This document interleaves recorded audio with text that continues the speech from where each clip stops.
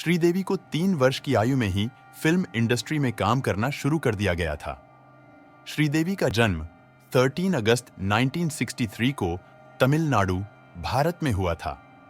उनका नाम असल में श्री अम्मा यंगर आया था, लेकिन फिल्मों में उन्हें श्रीदेवी के नाम से जाना जाता है। उन्होंने अपनी पहली फिल्म कॉलीवुड में 4 वर्ष की आयु में ही की थी।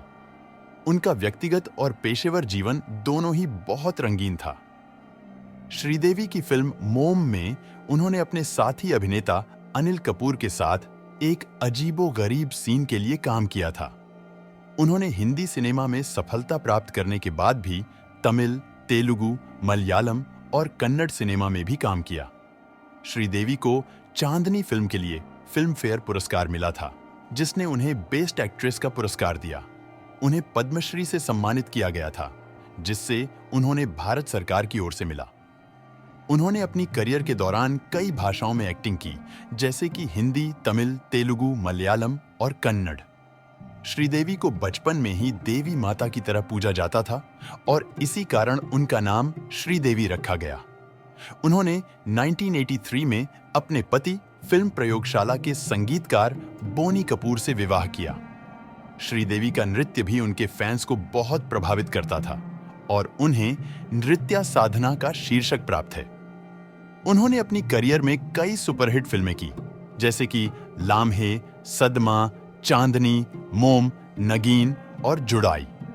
उन्हें एक टाइम्स ऑन ऑफ इंडिया के अनुसार भारतीय सिनेमा की फरीदा खानम कहा गया था। उनके परिवार में 2 बच्चे हैं, जिनमें एक बेटी जाह्नवी कपूर और एक बेटा खुशी कपूर शामिल हैं। श्रीदेवी का पहला हिंदी फिल्म स्टारडम हिम्मत वाला था, जिसमें जीतेंद्र के साथ उनका साथ था। उन्होंने अपनी करियर की शुरुआत साउथ इंडियन सिनेमा से की थी और वह बहुत ही सफल रही थी। श्रीदेवी को 3 वर्ष की आयु में ही फिल्म इंडस्ट्री में काम करना शुरू कर दिया गया था। उन्होंने बचपन में ही राजा माल्लू और जूली में अद्वितीय भूमिकाओं में चमक दी थी। उन्होंने फिल्म सदमा में अमिताभ बच्चन के साथ काम करने का सौभाग्य प्राप्त किया था। उन्होंने कई भाषाओं में अपनी आवाज भी दी है, जैसे कि हिंदी, तमिल, तेलुगु, मलयालम और कन्नड़। उन्होंने फिल्म मिस्टर इंडिया में अनिल कपूर के साथ काम किया, जिससे उन्होंने अपने कॉमेडी की भूमिका में भी दम दिखाया।